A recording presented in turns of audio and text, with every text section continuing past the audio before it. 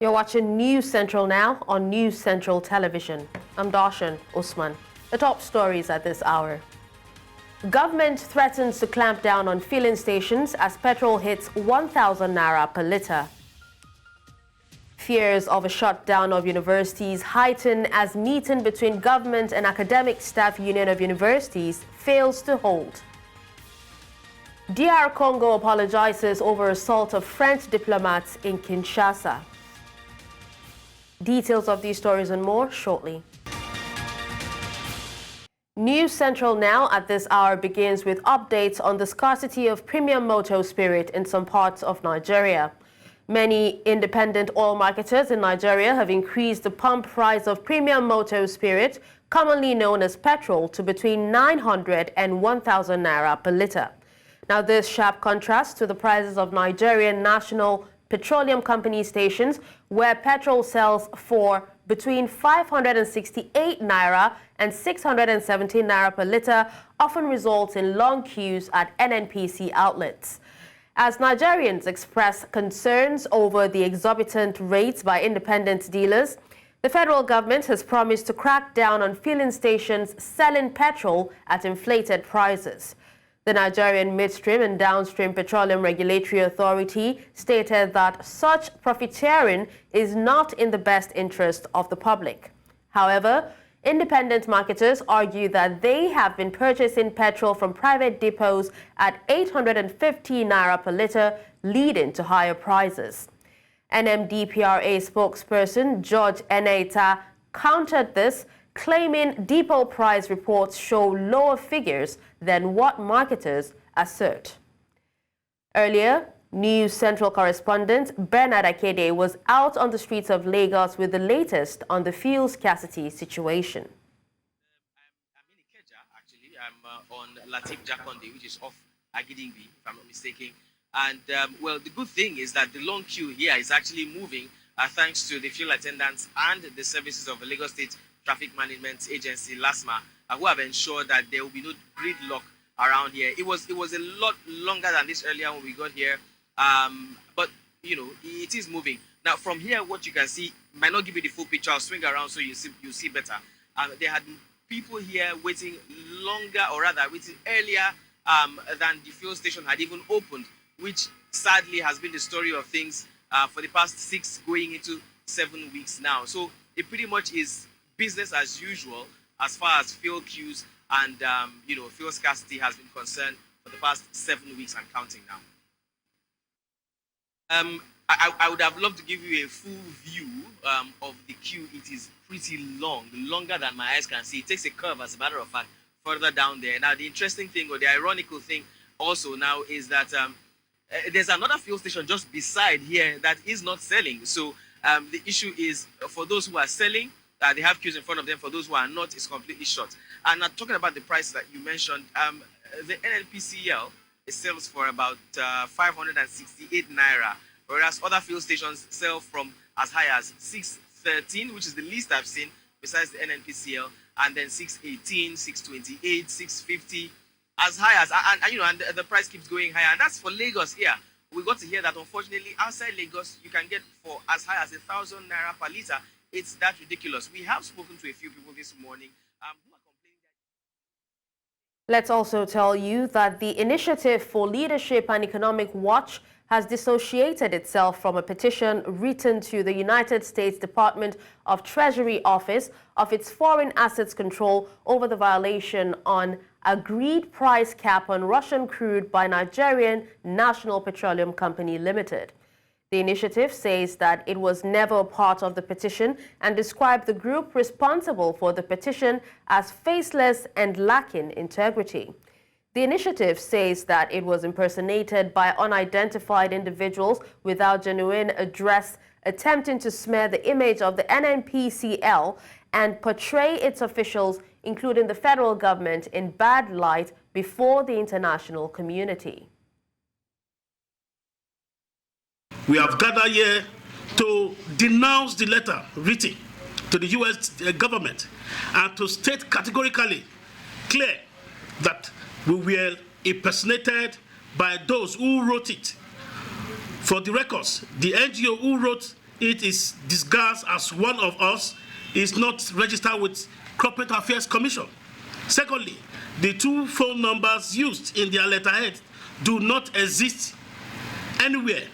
The United States Department of the Treasury Office of Foreign Asset Control should disregard the petition submitted by the personators, as it is not authored by any of us who are former occupants of the address. It is important that any other civil society organization that intend to use that address for any reason should be able to be open for people to know him. We have received calls right from the day this was released on the media, which will mar our own integrity as an organization or a coalition. If you are afraid of coming out to say what you have found, you don't hide under the cover of where people have sat and built their integrity for you to be able to come to the society, I mean the civil populace, to now start making unfounded statements with somebody else's address, which we are not even using anymore.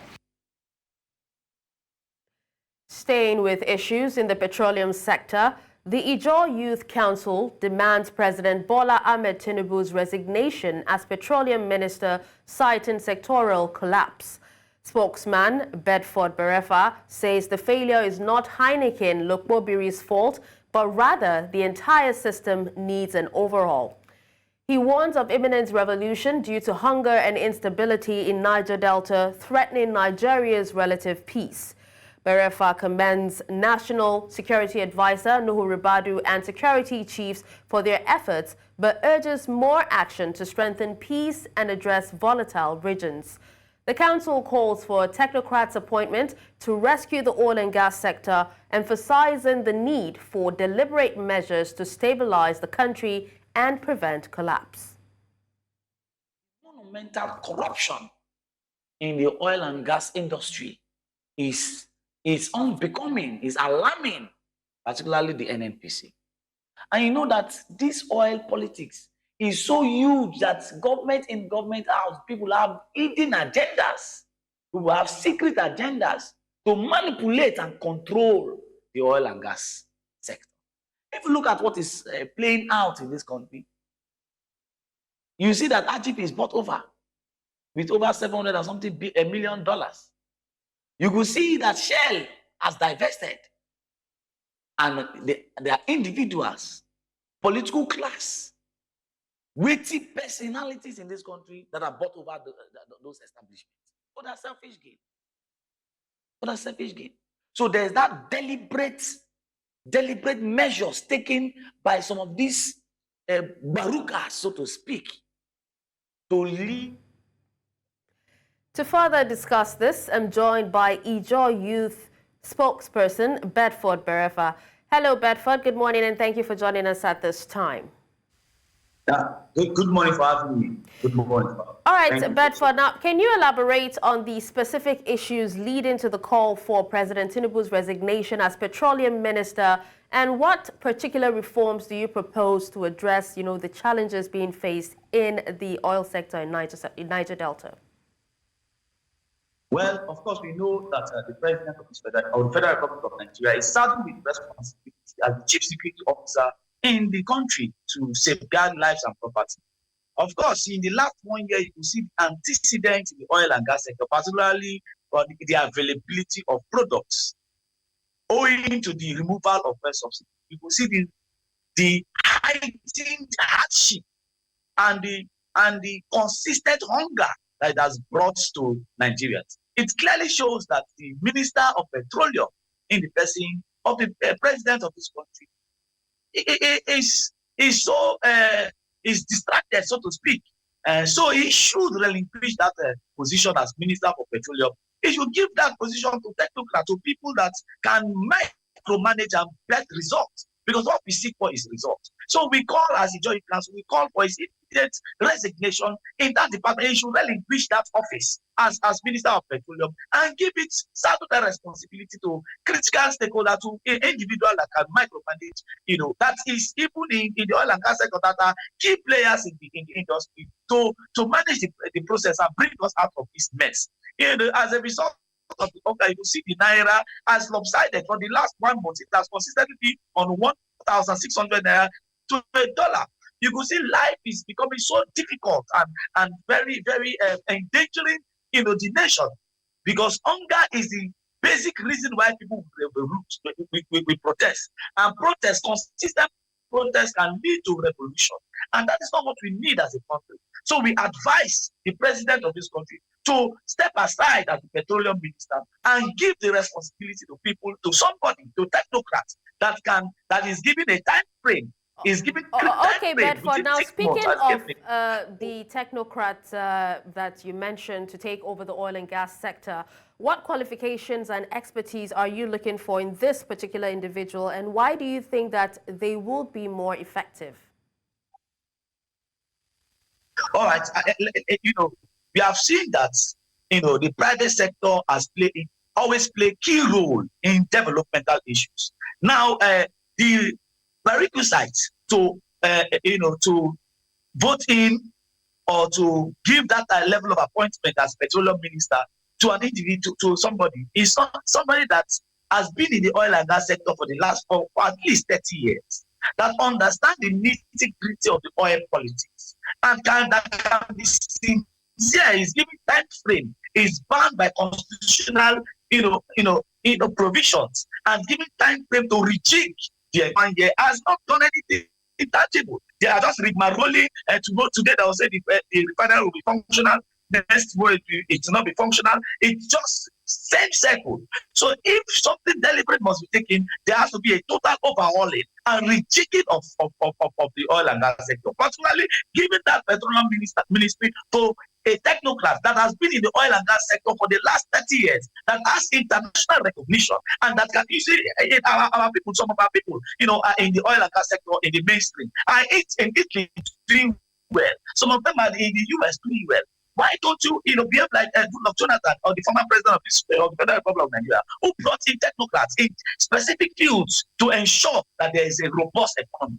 In the last 1 year, the economy has slipped to about 40% inflation. That's what we're talking about. Technocrats that has been in the oil and gas sector for the last 30 years, that understand the loopholes and that can overhaul the entire oil and gas sector, that can rejig the oil and gas sector. Because those persons that are handling the handlers of the oil and gas sector currently have woefully failed Nigerians, and they are unpatriotic. Unpatriotism is the definition of their sector, so to say. And so we are saying that the president should, as a matter of urgency, him stepping aside and rejig the entire oil and gas structure, from the NNPCL to the ministries and all other sectors that is responsible speaking of in managing the oil and gas. Bedford, if you can hear me now, speaking of rejigging, the whole sector, you had actually commended the National Security Advisor, Nuhu Ribadu, and other security chiefs. Now, what concrete actions do you want the NSA and these security chiefs to take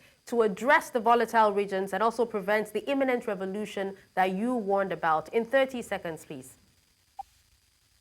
All right, please. I commended Ribadu, despite the fact that Nigerians are hungry and protests is sitting everywhere. You could see that his doggedness and his commitment to service and all other security chiefs, their commitment to service has really put that checkmate. Nigerians,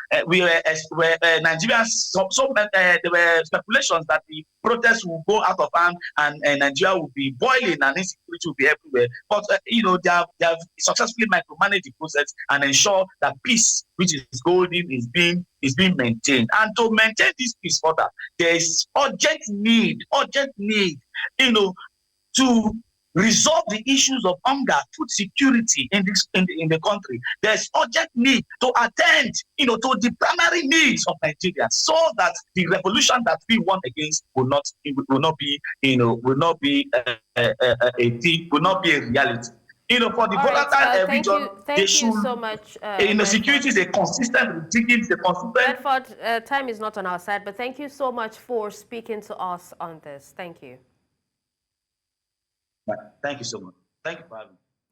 All right, we'll take a quick break now, but when we come back, we'll take a look at Kaduna doctors' abduction and how patients affected as resident doctors strike and grounds hospitals. Stay tuned. We'll be right back. Thank you for staying tuned. And now to security matters. President Bola Tinubu has approved the appointment of new Directors General for the National Intelligence Agency and the Department of State Services. Now, according to a statement from the Special Advisor to the President, Chief Ajuri Ngelale, Ambassador Mohammed Mohammed has been named the new Director General of the NIA, while Mr. Adeola Oluwatosin Ajayi will lead the DSS. Ambassador Mohammed, who joined the NIA in 1995, has had a distinguished career in the Foreign Service. He has held various positions, including serving as the head of Nigeria's mission to Libya before his promotion to director. The newly appointed DSS Director General, Mr. Adeola Ajayi, had similarly advanced through the ranks, having served as the State Director in Bauchi, Enugu, Bayelsa, Rivers, and Kogi. Before his new role, he held the position of Assistant Director General of the DSS. Now, these appointments come in the wake of the resignation of the former chiefs of the NIA and DSS. Earlier, Director General, International Institute of Professional Security, Tony Ofoyetan, spoke to us on this development. The replacement is not surprising because don't forget that these are inherited appointees from the previous government. And because of their expertise and understanding of the profession, Mr. President decided to leave them this long. I think injecting new blood, new ideology into the system would only help but reject the intelligence community as it were. Of course, don't forget that the newly appointed DSS DG is an operational personality. He's been a director in different places. He's been somebody that is set among his peers to be a builder, a welfareist, and of course a core professional to the core. So I think Mr. President, if you ask me, was just looking for somebody that can be described as a core professional to be able to achieve what he has at the back of his mind. Recently, I'm sure you would have heard of a lot of intelligence failure, especially in terms of intelligence sharing and all those stuff like that. So having this new ideology come in and looking at the pedigree of the new DSS director as somebody that have done excellently well, especially in his chosen career, and somebody that has been identified as a builder, and somebody that any place that he has been posted and state that he has been posted to, he has done excellently well in those places. I think, Mr. President, putting a core professional in these offices is a welcome development. And we expect that at the end of the day, we will not be having shortfall of intelligence. And of course, the problem will not be whether those intelligence will be used by the relevant agencies that those intelligence are.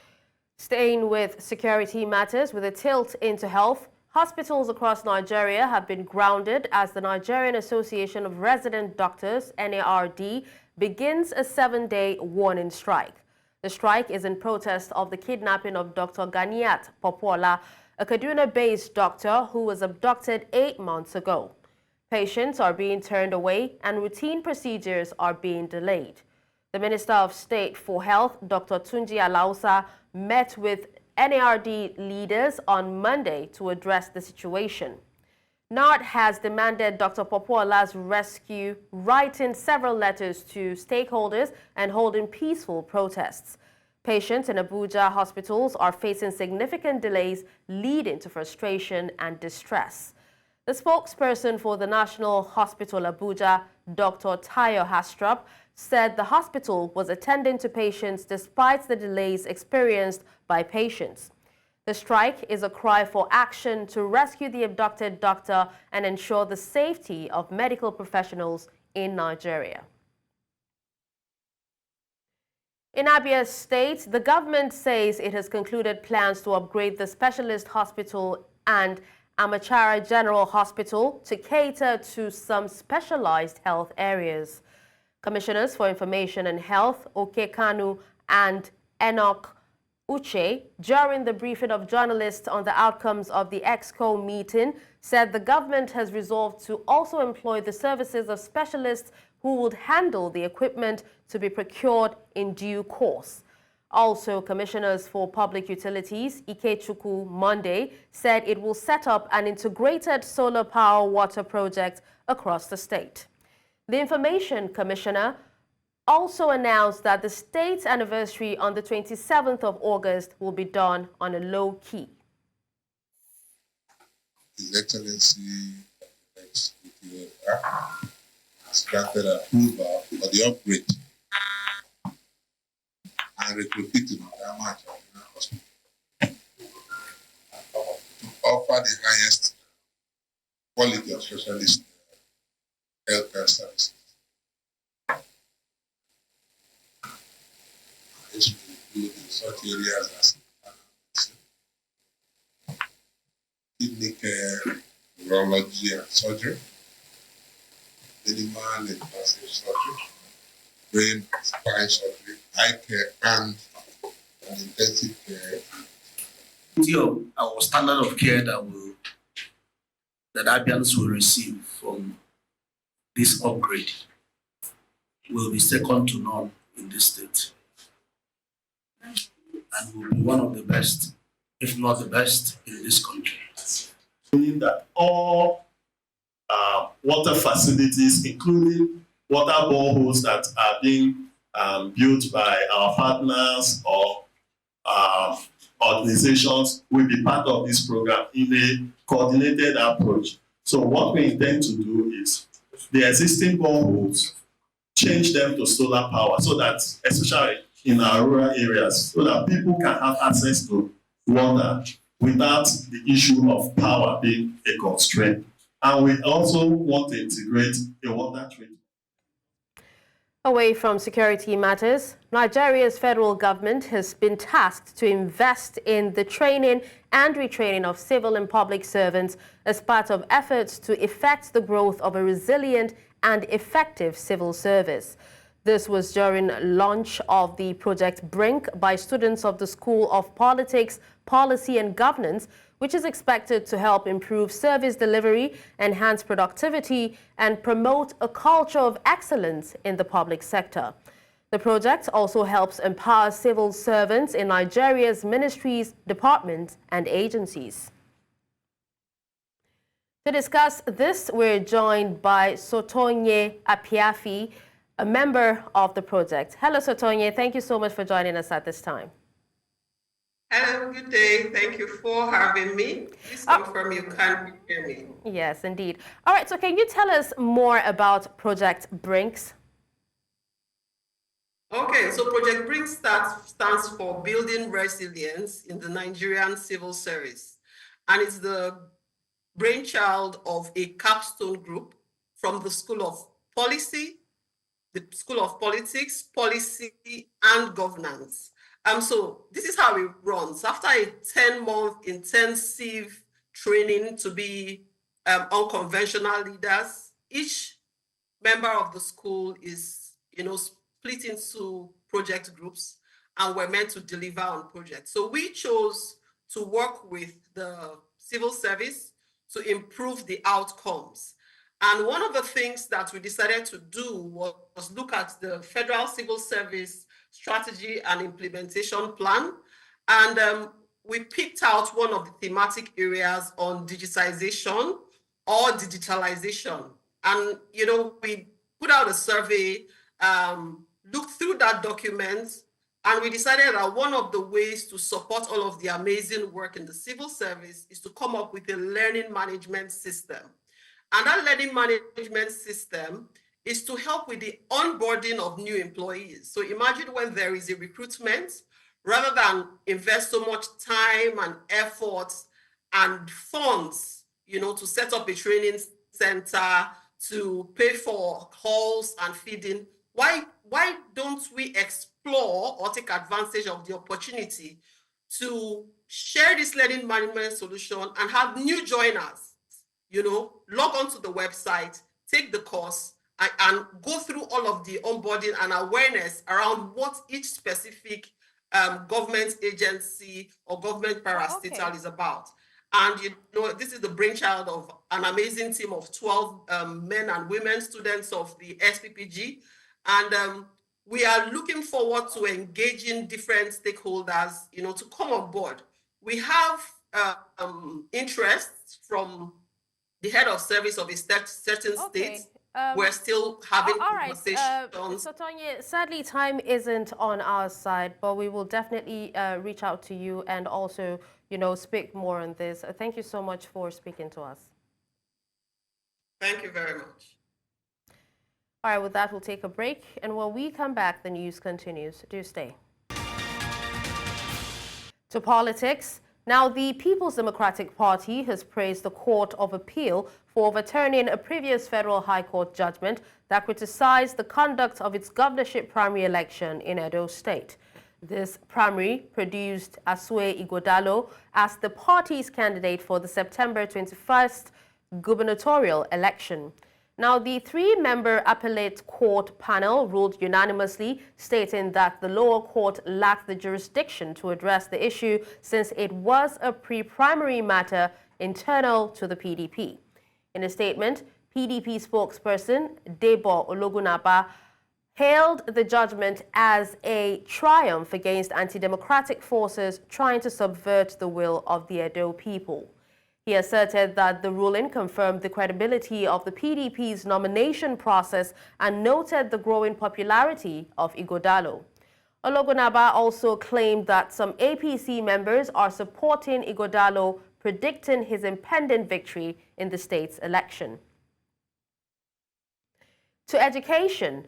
The meeting between the federal government and the Academic Staff Union of Universities, ASU, has been rescheduled for August 28. The union has threatened a nationwide strike over the government's failure to honor the 2009 agreement. ASU is demanding better university funding, improved workers' welfare, and an end to the proliferation of universities. The Education Minister acknowledges that some issues date back to 1981, but says the President is committed to finding a permanent solution. The Minister is urging ASU to be open-minded in the negotiations, considering the interests of all parties. We'll keep you updated on developments in our subsequent bulletins. In the meantime, Nigeria's Education Minister, Tahir Mamman, says underage candidates will no longer be allowed to sit for secondary school leaving examinations. According to Mamman, the West African Examinations Council, WAEC, which oversees the West African Senior School Certificate Examination, WASC, and the National Examination Council, NECO, which plans the Senior School Certificate Examination, SSCE, have received instructions from the federal government to adhere to the requirement that candidates be at least 18 years old to be eligible for both examinations. He also insisted that the age limit for any candidate to write the Unified Tertiary Matriculation Examination organized by the Joint Admissions and Matriculation Board remained 18 years. Earlier, an educationist, Jolawo Olufumilayo, spoke to us on this development. In the British curriculum, we have the year system, okay? And we have what we call KS1, KS2, KS3, and KS4. So for KS2, you have year 7 to 9, and you should be 10 years old. And by the time you finish KS2, you'll be 13. KS4, 10 and 11. Then you write an ordinary level examination, okay? IGCSE, EdExcel, whatever exam body you want to write. And you now have KS4, which is actually like an A-level kind of thing. You have AS and A2. So by the time you finish that, you'll be 17, 18. If you check the American curriculum where you have the grade system, okay? They have from grade 1 to 12. All right, and starts from 6 years old. So by the time you get to grade 12, you're 17, 18. In Nigeria, we have the same system in place where you have from primary 1 to SS3. Agricultural experts in Nigeria have tasked the federal government to create an enabling environment that will foster the growth of agribusiness in the country. Some of them spoke to newsmen in the nation's capital, Abuja, expressing concerns over the lack of access to resources, knowledge, and infrastructure by farmers needed to boost the production of farm yields. They also urged government to leverage the opportunity presented by the global food crisis to reduce unemployment in the country. We possess all necessary resources, such as fertile land, favorable climatic condition, and human capital resources to become the highest producer of food in the world. However, we must act now and ensure the right measures are in place to unlock this potential. It is essential for the government to further engage the right people in the agricultural sector, individual, organization with proven track record and a deep understanding of the industry, who can offer informed and strategic advice on how to solve this present situation. Let's now tell you that Nigeria is taking a stand against tobacco. In 2015, the government enacted the National Tobacco Control Act, a landmark law aimed at reducing the devastating impact of tobacco use. In a bid to enforce this law with collective action, the Lagos State Government and Federal Ministry of Health are joining forces for a 3-day sensitization program holding in Lagos. News Central's Adeola Oluwatosin reports. In 2015, the Nigerian government enacted the National Tobacco Control Act, a landmark legislation regulating the production, manufacture, sale, distribution, and use of tobacco products nationwide. The act aims to reduce tobacco-related illnesses and death, promoting a smoke-free public space in Nigeria. Is to sensitize participants To ensure effective compliance with the Act and its regulations, the Lagos State Government and the Federal Ministry of Health is holding a 3-day sensitization program. This engagement seeks to inform and educate relevant stakeholders on the importance of enforcing the National Tobacco Control Act. Since the Act was signed in 2015 and the regulation came up in 2019, it has been very difficult, getting both the Act and the regulation implemented. So this is part of the effort to make sure that we implement the Act as it is, and then the regulations also. So, and what do? We need to start with advocacy, sensitization of the stakeholders and the general public so that they know the effect of tobacco use and even tobacco smoke. According to the World Health Organization, tobacco use claims at least 8 million lives globally each year, with low and middle income countries bearing the brunt of this epidemic. Moreover, secondhand smoking causes an additional 1.2 million deaths annually among non-smokers. These alarming statistics underscore the need for urgent action to create smoke-free public spaces in Nigeria. You need to let the people, this talks about smoke-free public places. So it's apt to sensitize the managers of public places, hoteliers, law enforcement officers, let them know their responsibilities to protecting the health of people that come to their facilities. Tobacco Policy Action Fund for Africa program is a program that is aimed at reducing the prevalence of smoking among smokers and also to prevent initiation of smoking and to ensure Lagos State enjoy a tobacco-free state. This sensitization program is crucial for fostering a deeper understanding among Lagos State stakeholders, ensuring key compliance with the National Tobacco Control Act, and promoting a healthier environment for all Nigerians. In Lagos, for News Central, Adeola Oluwatosin. Coming up after the break, DR Congo expresses regret over assault on French diplomats. We'll bring you details in a moment.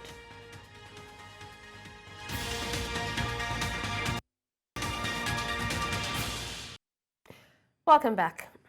Authorities in the Democratic Republic of Congo have expressed regret over an attack on 3 French diplomats in Kinshasa, according to government and diplomatic sources. The incident occurred during a raid by police officers and other officials on a property used by French embassy. The raid was an attempt to remove a French diplomat, as stated by the Justice Ministry. According to diplomatic sources, during the assault, a cultural cooperation diplomat was physically struck and held for nearly 3 hours, while 2 other diplomats were roughed up but left unharmed. Several assailants, including members of the police and prosecutor's office, have been arrested. The site, occupied by the French embassy since 1972, was the subject of a legal dispute with a court ruling in favor of France last year.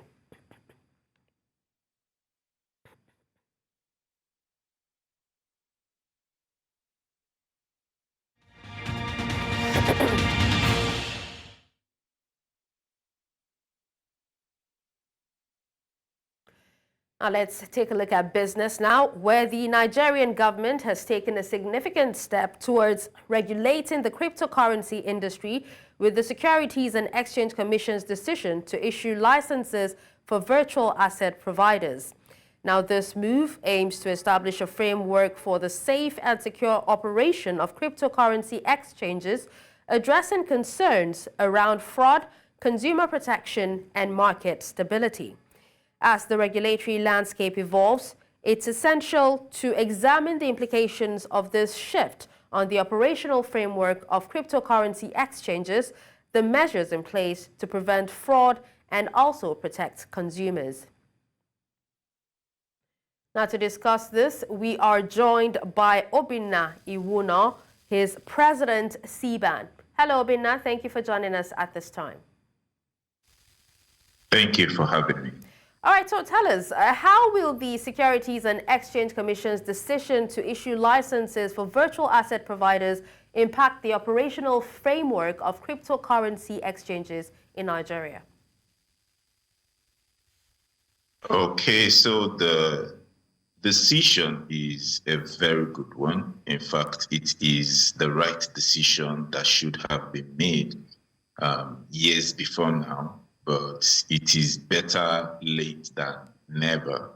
I must applaud the new SEC DG for taking this bold step and bold move to see that he accelerated the issuance of crypto licenses following a properly defined regulation for the sector.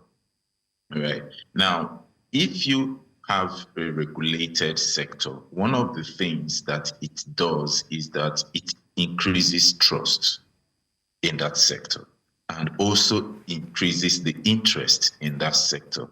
So when the operations of these guys are legitimized, that is the operators, they are able to even operate freely and more confidently, knowing that they have a market that has been accepted. Now, talking about operating freely and confidently, what specific requirements will these providers need to meet and also obtain and maintain their licenses?